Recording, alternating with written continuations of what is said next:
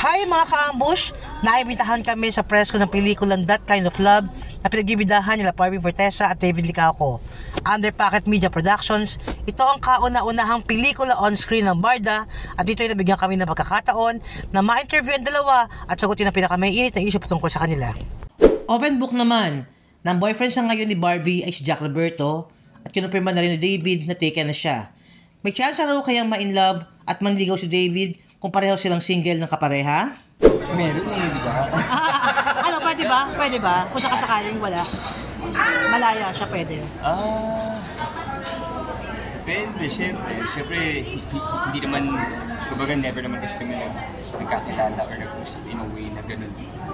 Okay. Syempre, sa paghahanap ng partner, maraming, hindi ko pa alam kung mag-work kami as partners. So, syempre, hindi naman muna. For sure naman, kaya naman, gano'n kayo. Sino ba may nanliligaw, di ba?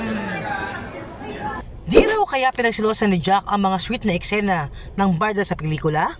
Super, very supportive naman. And we're both excited na mapalabas ng pelikula natin.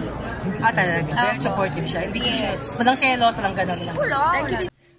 Sa kabila ng pagkakaroon ng kani-kaniyang relasyon, nakakita raw kaya nila Barbie at David na boyfriend at girlfriend material ang isa't isa?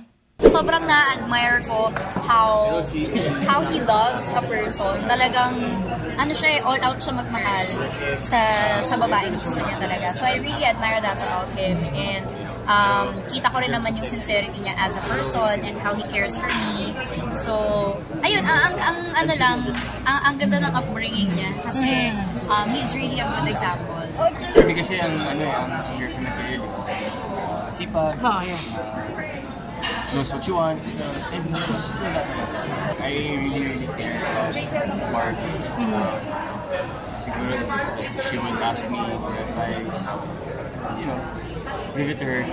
I see her as like, siguro, I don't know, like, I want to say she's my best friend. Hindi naman kami nag-asama outside. I would say, close friends. Isa-isa naman sa amin ng kapuso actress kung ano sa palagay niya ang advantages at disadvantages pag walang relasyon ng isang magka-love team.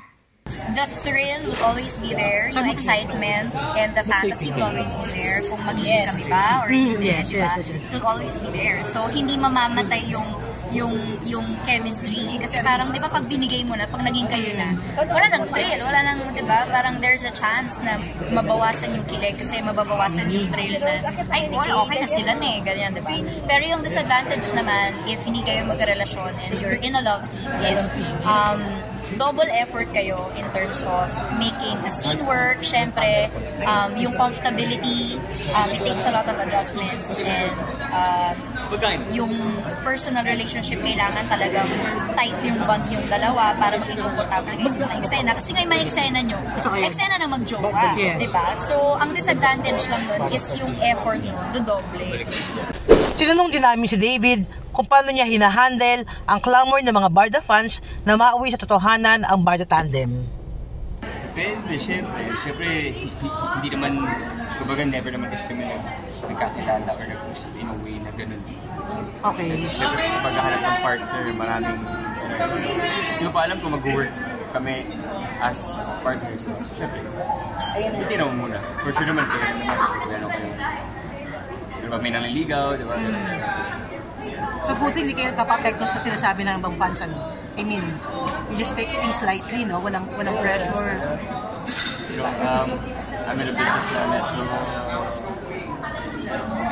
maraming mga ganun, but try my best to take it lightly.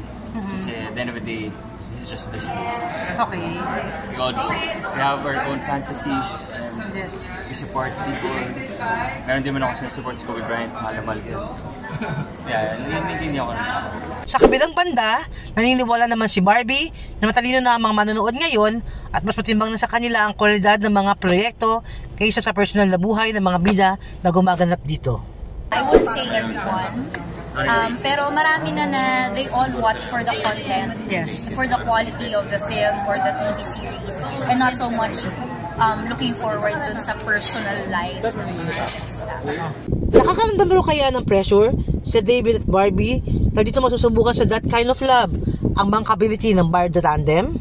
Mas excited kasi looking back, sobrang kinilig ako while doing this film. So now I'm very excited na kiligin ulit while watching it.